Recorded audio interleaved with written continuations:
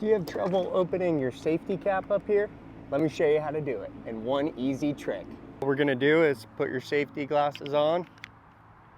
You're gonna unscrew your cap. Once it's almost off, we're gonna take our cap and we're gonna actually pull it like this motion. Ready? It's gonna pull up our tab right here. We're gonna peel this off.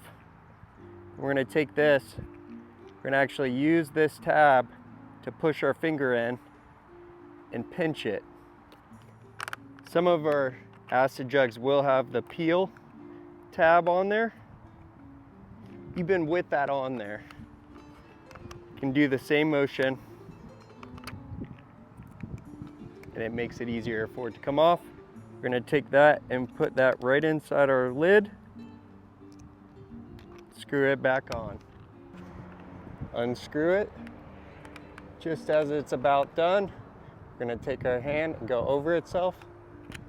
It's gonna pull up that tab. We're gonna take that tab, poke that plastic piece, pinch that, and we're gonna take this, put it inside our lid. Screw it back on. No mess, nothing on your fingers.